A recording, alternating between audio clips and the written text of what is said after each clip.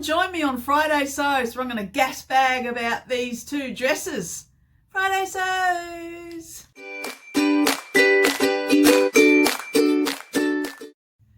Hi everyone, and welcome to Friday Sews. Welcome to Sewing Seams with Deb and another Friday Sews.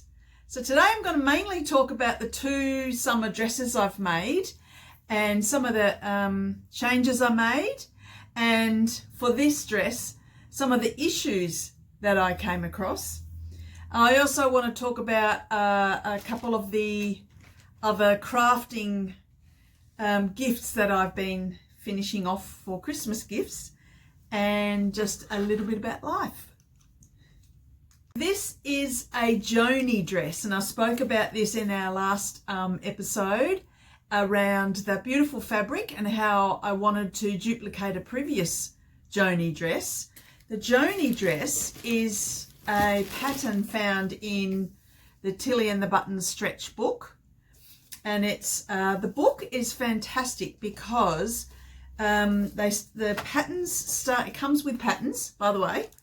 Patterns are in the back, and the patterns start off easy, and they get more and more difficult as the book goes on. And the Joni dress, this one here, well, this sample is made in stretch velvet, but I've used, in both times I've made it, I've used cotton spandex. Now, it is a well-known fact for us sewers of stretch in the world that cotton spandex on a long garment can grow over time or throughout the day, so it's rather heavy. I'll just get it down for you. One moment, please. So it's quite heavy. It creates beautiful drape when it's heavy. However, it just stretches because it doesn't have the recovery like some other stretch fabrics like double brush poly or some others. So, oh dear, did I have fun making this. Last time I was explaining that I had the pattern ready. Well, I made the size 4. I did a lot of remeasuring and double checking and all that whole measure twice and cut once. I did all of that, and so I made it in size 4, and I've extended the hem to make it longer so that it's more flowy and a bit mid-calf. The pattern itself is quite short. It's sort of just on the knee or below. And because the spandex in the fabric, the size 4 bodice was so tight, and I'm sorry I didn't take a photo actually, because it just looked, there was lots of lines. You know, when we talk about fitting and when we've got lines across here and in various places on the body, we know that that's to do with fitting, and I'll talk about that one day. I'll have a fitting sort of conversation with you. And so I thought, well, I don't want to waste this fabric. I had a fair bit left over. I was surprised. I had 2.5 meters, but it's extremely wide. So I thought, well, I was going to make just a t-shirt type of top out of the rest. But I had to think about it overnight and decided that what I would do is go up a size and redo the bodice. I've kept the skirt the same. Well, I didn't have enough fabric for that. And there's no more of this in the shop. The shop, I can't find it there. And it is from Spotlight. So I did that. So I had to go through back to the beginning. Redraft size 5 out of the book. And then start from scratch. While I was at it, I decided to redo the sleeves and make them into the correct flutter style. The size 4 one, I hadn't done that very well. So I was, in a way, quite happy that I was able to do that. So anyway, now I'm going to put a video up which shows you the end result. So it does fit a lot better.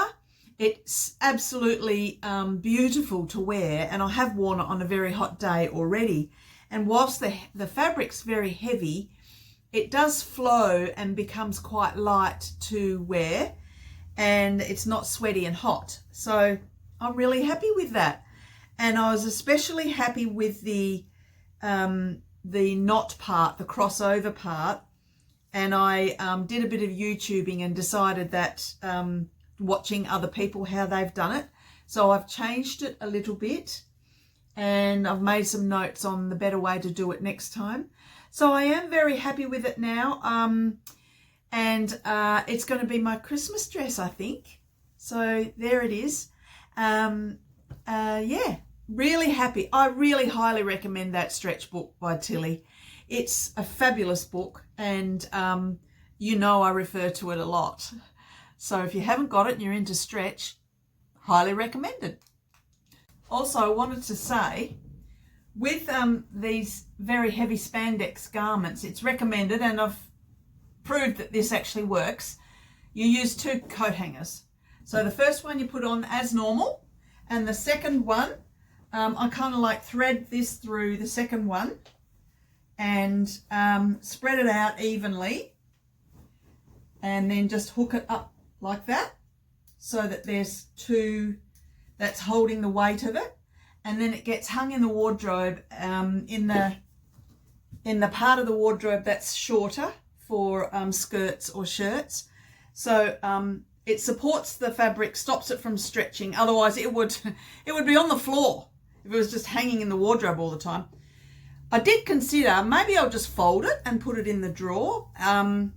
And I did try that with the other one for a while, but it just gets so creased. You have to start from the beginning. And I also think that you're not meant to add, I think I read somewhere, you're not meant to use a really hot iron on it, because it damages the stretch, the elasticated part of the spandex. And so then that impacts as well. So that's how I do it.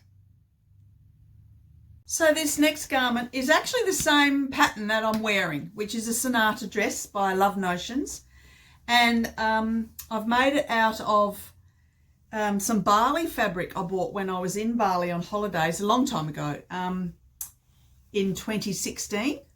So I've had it in the cupboard for ages. The pattern calls to put elastic at the back, which I have worn this. I wore it for a whole day, and the elastic's too tight, so I'm going to have to do something about that. But I adjusted the pattern from previously, and I've used a fuller bust version. And so when I adjusted it, I didn't really check or adjust the or check. I'm laughing because I'm making a lot of mistakes these days. I don't know what that's about, but anyway, you know, it's great to explain that I'm not perfect, because I am so far from it. It isn't funny. Anyway, what is funny is that I was going great guns. I thought, oh, this is going to be lovely. It's going to fit nice, because the other one, or this one, is a little bit, it would be tight with sleeves. And I noticed that it cuts in there a little bit. So I did all that adjusting and was ready with that. Went to put the skirt on, and there wasn't enough fabric. So I thought, oh, I better go back to the pattern and see what I did. So I did all of that, and it took a little bit of working out. Anyway, I hadn't printed the page correctly for the skirt, and there was another 1.5 inches, so that's that was missing from the skirt. So I've got a piece added. Now, I don't know whether it's noticeable or not, but because the fabric, the pattern or the design on the fabric is very flowy and sweepy and interchangeable and choppy and all that, now that I've shown you, you can probably see it.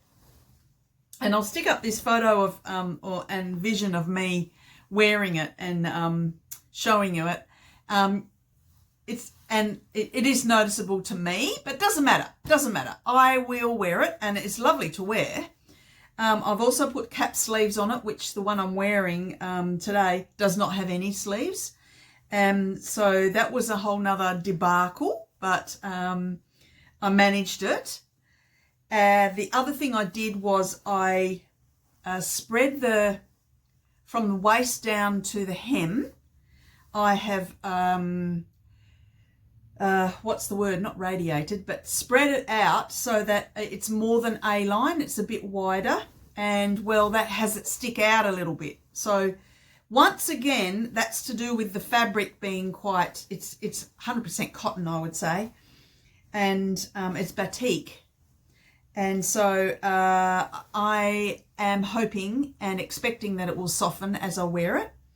And it's very, very nice pattern. And I love how the neckline sits. It sits really beautifully. And the pattern suggests you can sew the facing onto the front or onto the back. And what I have in mind to do at another time is to completely line the whole bodice, and then I don't have any of that worry. See how the white is showing through on this one I'm wearing? It just peeps through because the lining is plain white. Not that it matters. Go back to that saying, a blind man and a galloping horse will be glad to see it. Let's face it, he'd be glad to see anything. Anyway, so that's the Sonata dress, and I've made a medium with a C cup.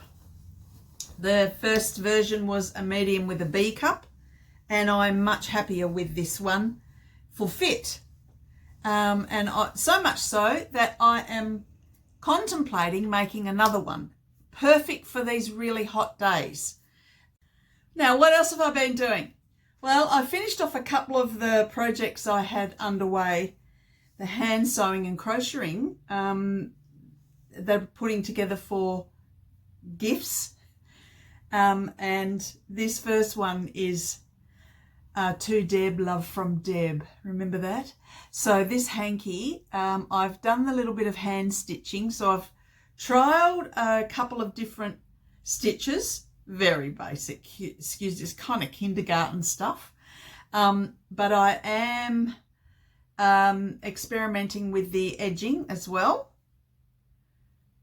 So the crochet, the pattern said to go around again and do a shell, but I don't want too much of it. Personal thing. When you blow your nose, if you've got all of this hanging on the edge, it just hurts your nose. Anyway, so personally I don't want it too wide, but I think it's rather pretty. I love white hankies. Not good with lipstick. When you're wearing red lipstick, hello, you never get it off. But anyway, that's going in my Christmas parcel. Then this one, this other crocheting around this gorgeous tea towel is also a gift. And that's turned out, I'm very happy with this. So that's just a pattern I made up. This is crocheting. Now these big lines here, that's blanket stitch, because just to get started, because there's no holes in this ready for crocheting. But I sort of think, well, because it's orange, it sort of blends in. Doesn't matter anyway. It's just the pattern. So I also wanted to, since we're talking about mistakes or issues, draw your attention to notice anything here. Where's Wally? I ran out of the yellow and had to look how close I was, nearly at the end. Disappointing, but anyway, it's a design feature. So that's a gift as well. So I don't mind that. It's quite nice, isn't it?